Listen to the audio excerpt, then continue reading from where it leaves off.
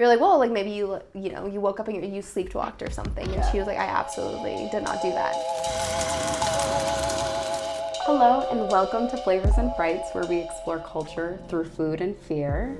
I have a special guest that will be talking about Mexican culture, her background, and sharing a little bit more of your experience with the supernatural and your family's experience with the supernatural. There's a lot. Which is so exciting. It's a lot. First of all, I think we should give a little background as to how we know each other and how we're connected, because a huge part of why I feel very drawn to make this podcast and explore different cultures is because I feel like I love discovering different countries, their backgrounds, their cultures pre-colonialization, and then how that's impacted culture moving forward. And so I'm just really excited to hear more about you from this angle, because we know each other from working together. Yeah. And so let's start off. If you want to introduce yourself and how we're connected. Yeah, that'd be awesome. Absolutely.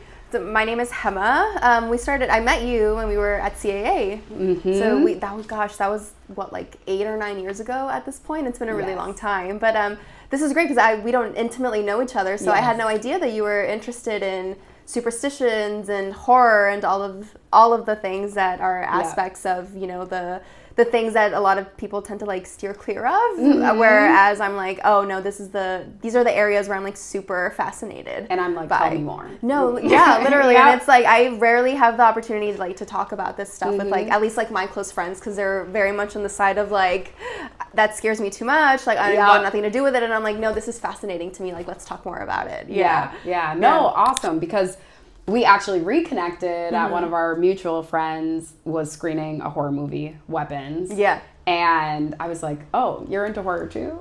Great. Yeah. Like, we need to be friends. Yeah, I was like, I found my people. Exactly. So I'm excited to hear more about your connection to Mexico and just your family, if you were raised there. Like, can you give us a little bit of insight into your absolutely. roots? Yeah, so I am from Jalisco, but I was born in a different state, actually. I was born in La Piedad, Michoacan. So the way that geography is like set up, Michoacan is super close to Jalisco. My parents were raised in a small town called Degollado, Jalisco. And that's like about a 30 to 45 minute drive from the closest like larger city, which is La Piedad. And my mom was born there, so were my sisters. I have 2 older sisters. So my mom really wanted all of us to be born in the same hospital, which is the reason why I was born there. But is there superstition to that? Like, why the same hospital? I don't know. I think honestly it was just more so like convenience. Like she had a relationship with the doctor, so the same doctor that yes, exactly. Yeah. Like it was the same medical team that like helped my mom with like my 2 older sisters and then me. So I think it was just the familiarity of everything. But I was born out there, and I never really lived out there for like large durations or like stints, but I spent my entire life going back. More so when I was a kid, we would do the drive from Nashville, Tennessee, which is where my family settled, and we would drive all the way to Mexico. So that was like a 3 to 4 day kind of like journey, and I have like such really vivid memories of doing that with my parents. And it was actually in that car ride where we would talk a lot about, like old ghost stories and stuff like that. Yeah, so I have a lot of like really warm memories with that. That is the best. And I always feel like I say this quite often. I love to stare people into that conversation, because that's like a fun way to see how people react. They're like, oh, no. I don't want to dive in deep. Or it's the opposite, where you're like, okay, well, I have a few stories that I can tell you. You were raised in Tennessee? Yes. Mostly? Okay. What was that like growing up in Tennessee? And was there like a big Mexican community? Or surprisingly so, actually. I think the reason why my family decided to land in Franklin, Tennessee, which is just about like maybe a half-hour drive outside of Nashville, is because we had family there. And we had a lot of like familiar faces in the area. For some reason, a ton of people from Degollado, the hometown that my parents were raised in, they migrated over to Franklin, Tennessee. Okay. So it was like you're not in Degollado, but you have the comforts of Degollado in terms of like seeing all of the familiar faces. So I remember going to obviously my family is Catholic, so we would go to church on Sundays, and then everybody would congregate after the service and just like talk outside the church for like an hour, and it was like all of the aunts and uncles that you saw in degollado when you would go back during the summer to visit. So so it's like you had a little bit of degollado while being in the States, and I think that was a level of like comfortability that my parents like really enjoyed. Oh, that's so nice. And I feel like it's so important when that's something I miss about, like, I love LA, but there's not a predominant Trinidadian community here.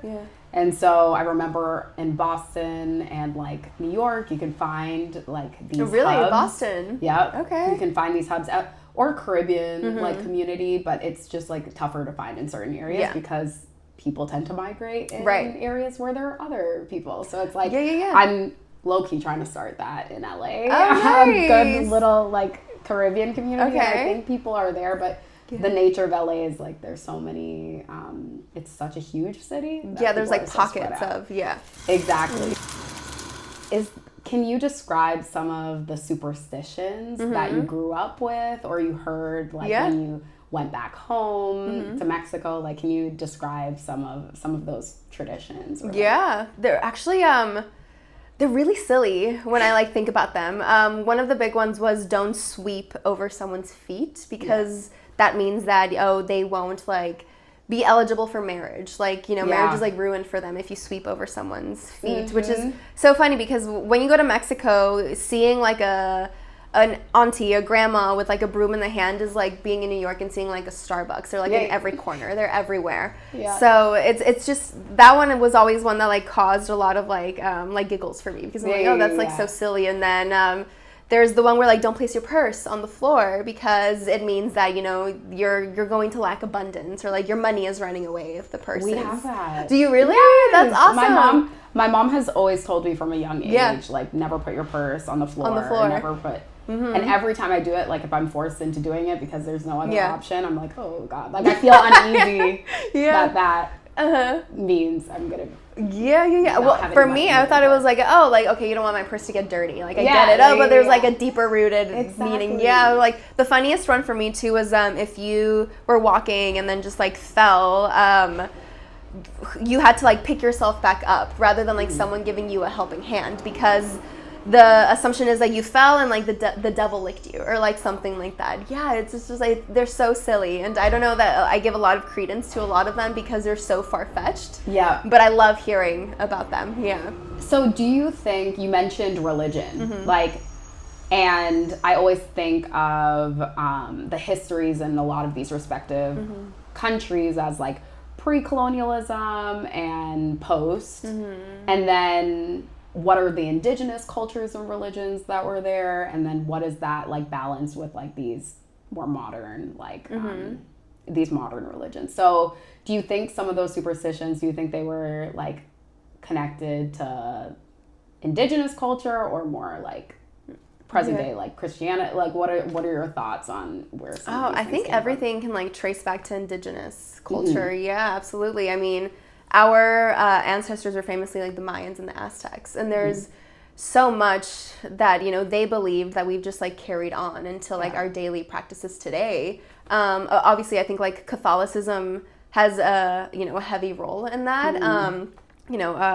We're very influenced too by like Spanish influence, and it's like we don't have like the best history with like Spaniards, but the fact that we were able to take like elements from that and like flip the switch and like utilize them to like kind of like our benefit and to like root them in like our traditions while like still having that like they were conquerors and they did like a lot of like really shitty things, but I think you can trace everything down to just indigenous like practices as well. Like it's like very, very deeply rooted in like how we, do things today. I think I would say that more so than with like Catholicism. I think so too. And I think there's so much more for me to discover in Mexico. And I feel like it's such a privilege to be in LA and be so close to such a rich country in terms of like culture and vibrance. Every time I've gone back, I'm like, wow. You learn something new. Every state is radically different. Every like it's such a huge country, and to think of it in kind of one size fits all does it such grave injustice. Like, even when I was researching for this and I was researching your state, I was like, oh my God, like I had no idea that certain thing, like birria, that originated in that area, or like all of it. Just a lot of things that are just synonymous with Mexican culture, to understand like the actual regions they come from is fascinating. Yeah, I think especially with being from the state of Jalisco, I think a lot of like the comforts that Americans like have too, like they actually like go back to Jalisco. Tequila, for instance, is one of them. Everyone like drinks tequila, and like tequila is it originates in Jalisco. You go to the state and you see like fields of agave, which is what tequila is from, made out of. So yeah, I think Jalisco too is like, it's such a, I think it's one of the larger states in Mexico. But I mean, it's where mariachi music originates from too, and yes, I saw that. Yeah. And then there's like enchiladas come from Jalisco, and like all of these things. But I think the beauty, oh my gosh, same. But like I think the beautiful thing about Mexico is that things like change drastically from like region to region. Yeah. So you're never bored. There's always something new to learn. You can take like the same dish and it looks drastically different if you're eating it in like Jalisco versus like Oaxaca or things like that. Yeah. And I think that's such a beautiful part of, a Mexican culture. Yeah. And something that we were discussing before is, for the longest time, I thought I hated Mexican food. And I was telling you, I feel so ignorant because on the East Coast in Boston, I always thought a tortilla was like the big tortilla that you see sold in those huge packs. And they're like flour. Yeah. And I remember thinking, I don't think I like Mexican food because it's not flavorful enough. And once I moved to LA, I was like, whoa, I got it all wrong. I was just not having authentic Mexican food. The food is also very different in different places, but as Americans, I feel like that is like our number one like subculture is Mexican culture. Yeah, it's not sub, it's like our culture. What was some of like the folklore that your family used to tell you that would give you the goosebumps at night? Or if you were misbehaving, they were like, this creature's gonna come and get you. I mean, you have your classics, like the cucuy was a very big one, which is our equivalent to like the boogeyman.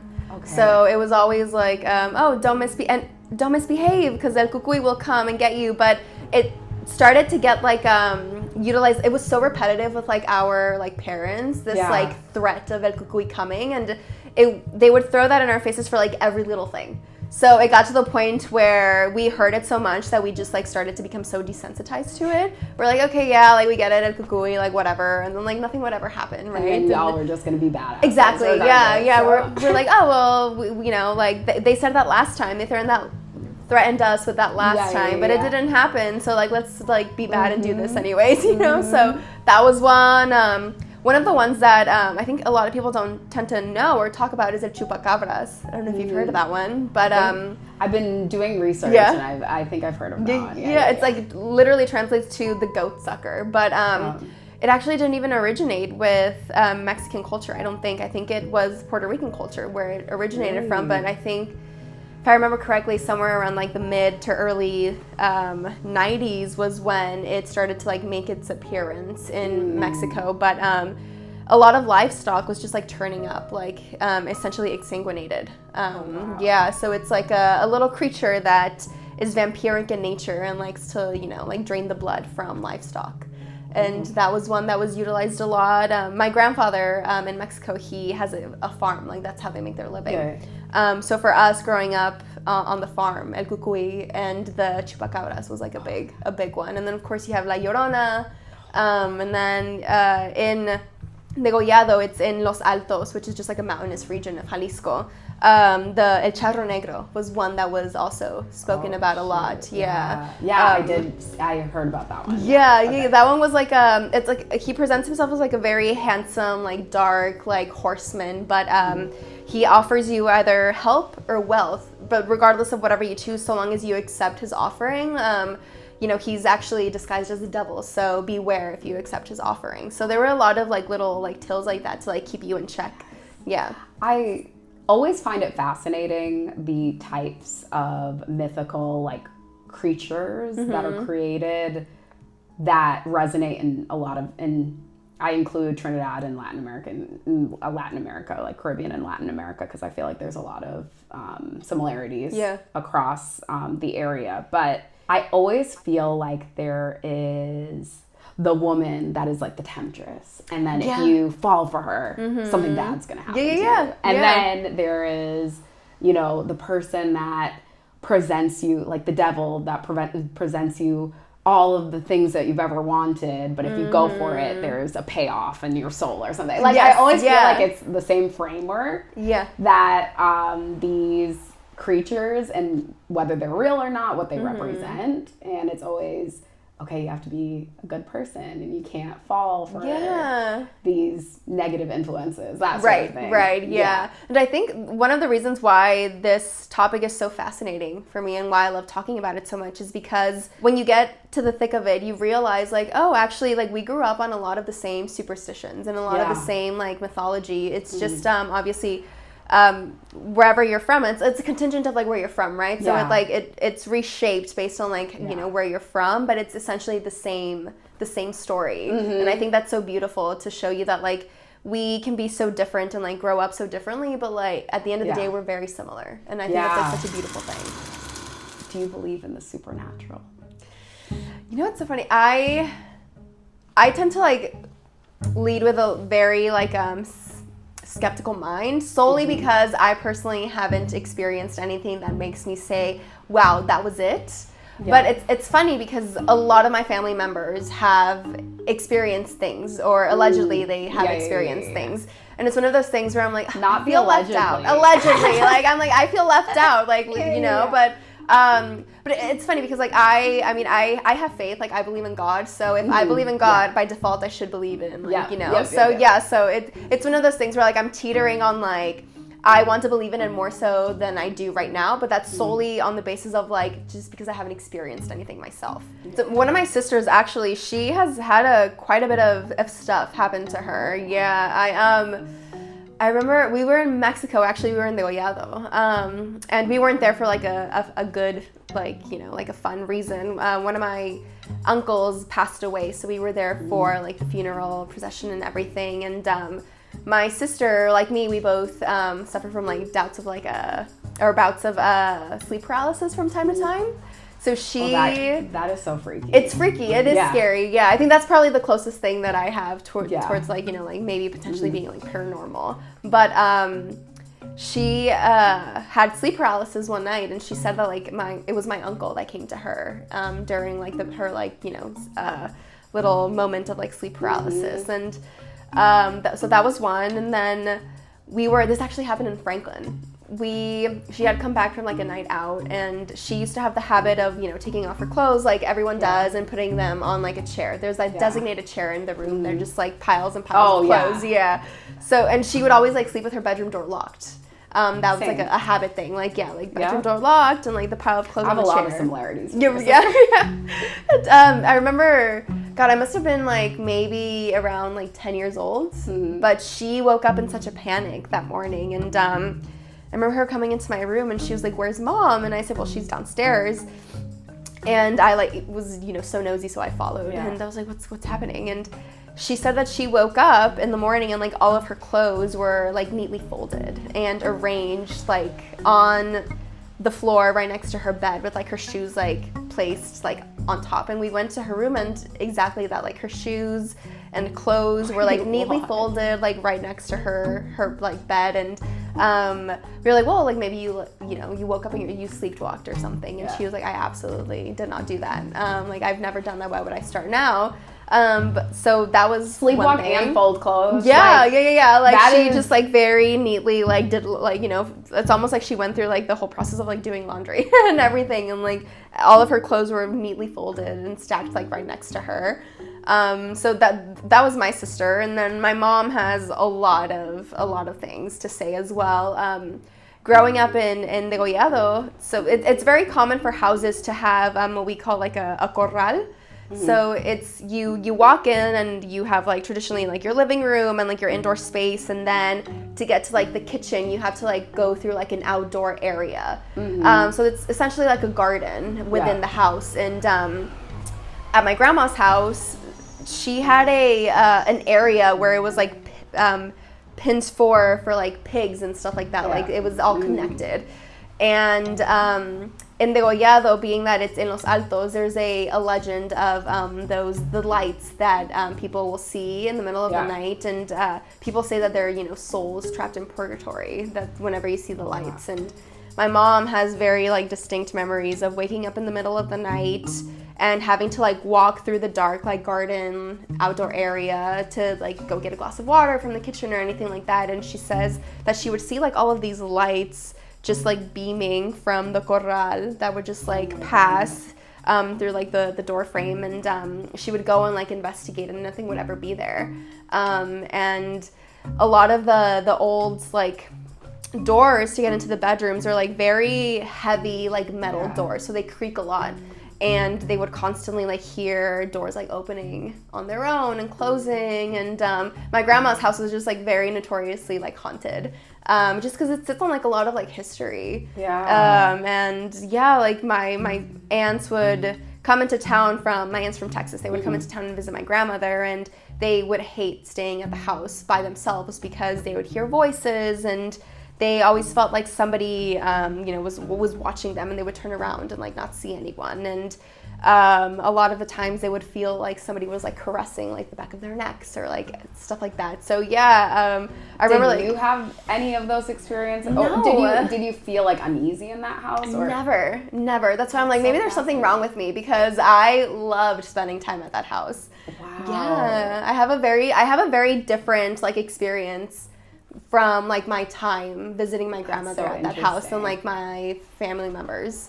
Yeah. That's so interesting. And I also feel that every family has that one house in the family where everyone's scared of that house. Yeah. And we've had instances where my brother-in-law, it was the first time he was in our house, he was sleeping in the downstairs bedroom. He went up to like go use the bathroom in the middle of the night, and he swears he saw my grandmother, like, who has passed away for many years, on the couch. Wow. And he was like, I just knew who that was from pictures, but I saw her. And he's very not supernatural oriented. Yeah, okay.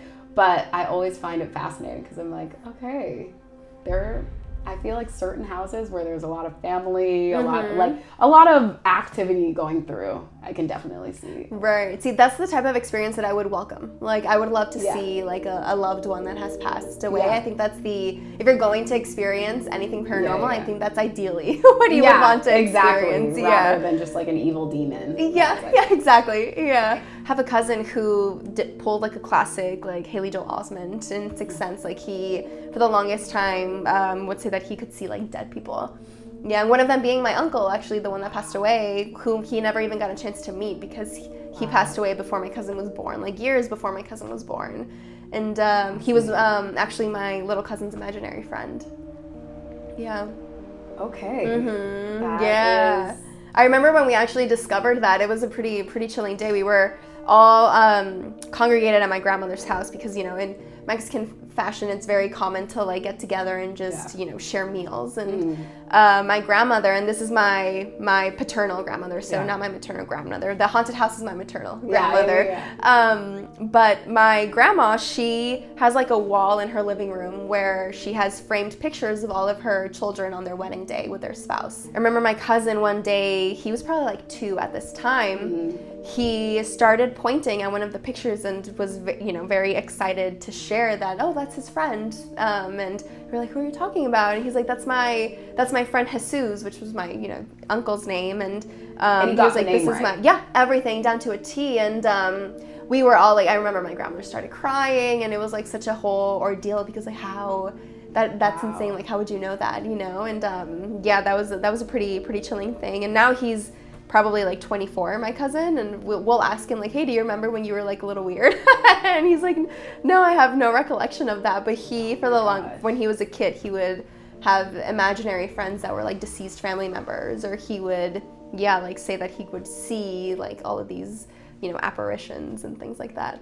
To me, that is probably the freakiest, are the little children telling you that they're seeing people, because I do feel like children have more of they're more clairvoyant at that time. Absolutely. They have an openness that we don't have. They're still not like cynical. Exactly. Mm-hmm. I think that's my sense. Which I'm like, don't get rid of it, because I wouldn't want to see that either. Right. Yeah.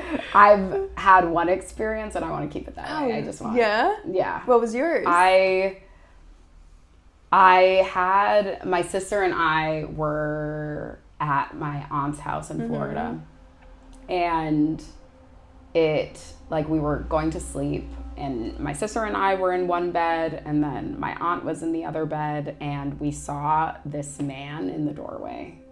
And he didn't look like anyone in our family, no one familiar, but he was staring at us through the doorway. So your sister saw it too? So this is the funny part. I was watching, I saw him, and I woke up. I tried to wake up my sister, and I said, Leon, wake up. Like, do you see in the doorway what that is? And she didn't respond at all. Like, I thought she was still sleeping, and she continued to sleep. It's only until the next morning where my sister admitted, I was up and I saw him too. I just didn't want to acknowledge it. That's crazy. So I joke around and I tell her, well, you just had me suffering by myself, like sweating, thinking that.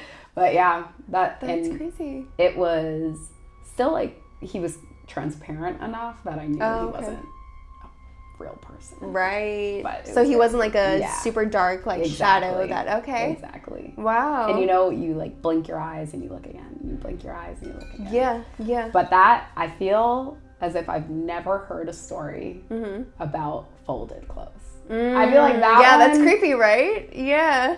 Is because I would love if I walked and did my laundry. Just do your chores. Exactly. That is insane. I can't believe that happened. Yeah. Are there, in that area, when you go back and visit, are there haunted locations or certain areas where folks are like, "Ooh, you shouldn't go there"? Oh yeah. I mean, both in Guadalajara, because my parents later, settled in Guadalajara, and that's, where I call home too. Yeah. But both in Degollado and Guadalajara, the cemeteries are like notorious for being very haunted. Yeah. I think more so in Guadalajara, because the cemetery is also not just one of the most haunted areas in the city, but it's one of the most haunted cemeteries in the entire country. There's like legends that there's a little boy that was buried underneath like a tree, and people will see his apparition. There's a nun that will also, I believe she was like murdered for she like broke her vows, and then she was like burned or something like that. It's very like very tragic and very dark, but people will see her. And then there's also talk of like a vampiric creature. So it's like you have these entities in the cemetery that people will say that they've like seen. And in Jalisco, funny enough, actually, in Degollado, when I was a kid, my cousins and I, we would love to get like our friends together, and we would go pretend to be like amateur like ghost hunters in the cemetery. So that's brave. Yeah, we were probably like, we couldn't have been more like, I think we were like around like 10 to 12 years old, so we couldn't have been older than that. And we would take like our little like cameras and like recorders, and we would like try to like catch ghosts and stuff like that, because the cemetery in Degollado is also like notoriously like very haunted, and I don't think we ever like successfully caught anything, but we would like try to be ghost hunters. I always find it interesting, like those ghost hunter shows, because I always think, I'm like, y'all aren't gonna find anything, right? Because that's not when an apparition or a ghost will appear to you, when you're like searching for it. Right. I feel like it's always when you're least likely to believe it. And I also feel, my cousins and I talk about this whenever they're recounting ghost stories in Trinidad. Like, there's also a certain element of like in the less in the areas where it's not as well lit, like and we call it the bush or the woods, like that's where you really see things. And I always think we probably don't see a lot of things because there's so much distraction, there's so much light, there's so many things that you wouldn't really be able to see. Right. So we're moving on to our flavors portion of the day. I will be the first to say I love Mexican snacks. And I feel like it's kind of similar flavors to a lot of Trini desserts. For example, we love some tamarind. So I got some snacks from the grocery store because we're in LA and there's a million things that we could get. But I would love for you to tell us what they are, if you like them. Yeah. And your favorite snacks. Okay.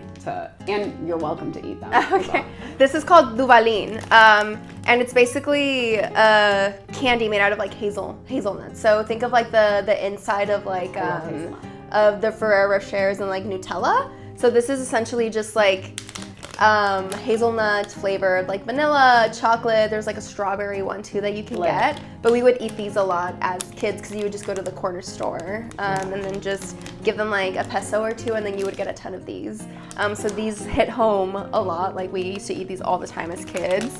And of course, we love our spices and our herbs, so we tend to actually utilize a lot of that even in like our like desserts and like our snacks. So we love tamarind. I was telling you earlier, we have even like tamarind flavored tequila. Like we just love tamarind. So this is just like on the go. You just like eat a little bit of tamarind, and it's like mixed with sugar, so it's like sweet and savory. These ones are pretty much the exact same concept as the spoons. These are called pulparindos. And these are very similar in terms of like consistency to like the fruit like strips that you will eat on the go. Those are my favorite. But these are actually my favorite too. And then the same brand that does these, they do like those little like push pops where it's just like the tamarind that you just like push up. Yeah. Very similar. I recently tried the mango ones. Oh yeah, these are really good. Yeah. Because it tastes like the chili powder that you get with like the fruit stands. Like we do that. We put like hot sauce and like chili on everything. One of the things actually that I'm more so of a like savory snacker than I am like a sweet tooth. Yeah. I love like chips and stuff, and I love preparing chips with hot sauce, lime, and then you just like eat it like that. It's really popular in Mexico, and you'll see them too from time to time in like stands out here.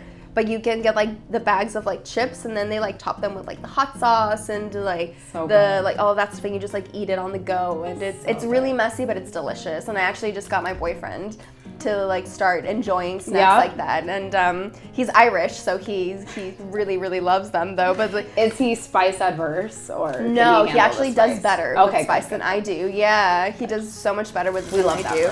I would love to know like what are your favorite foods from where you're from. And also, like, do you cook any of those things? Yeah. I'm a sucker for chilaquiles. I do love chilaquiles. Enchiladas are huge for me. My mom, she is a phenomenal cook. She just doesn't really enjoy cooking so much.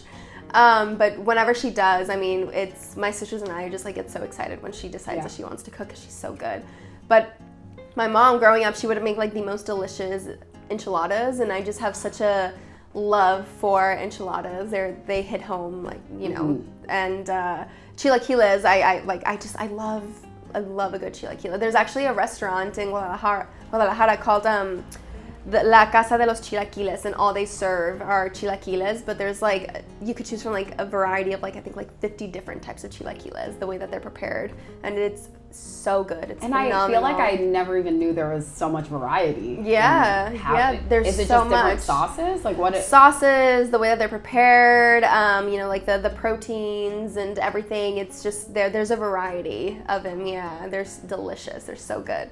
So when you want to feel connected to home and you want like a comfort meal, is it enchiladas or is it chilaquiles? It's probably chilaquiles. Okay. Yeah, like if I go to a restaurant, even like out here, and I see that chilaquiles are on the menu, like that's immediately what I'm getting. Yeah, I love that, and there's so many good options too. Yeah, they're really good. That or mole. I'm huge on mole too. I love mole. I'm obsessed with mole. They're really good. It's really good. As someone that also just loves sweet too, I feel like it's the perfect mix of like savory and sweet. Yeah.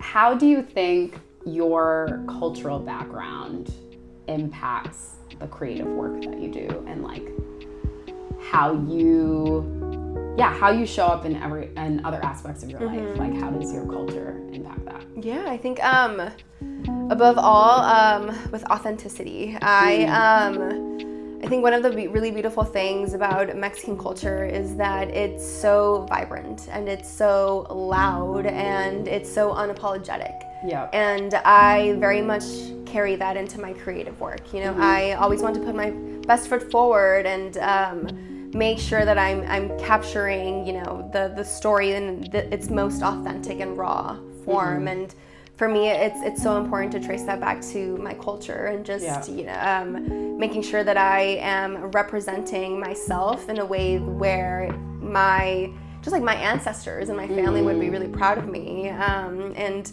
I think in terms of like how it's shaped me, I think it's quite literally just like molded my entire identity. The stereotype that Mexicans are like very hardworking and they have like such a, you know, great work ethic. I very much like carry that with me. And I think a lot of the times we'll tend to do the jobs that nobody wants to do. So I'm very appreciative of, you know, the way that I was raised and how my culture and my heritage is really embedded in everything that I do, because I do believe that it helps me like succeed.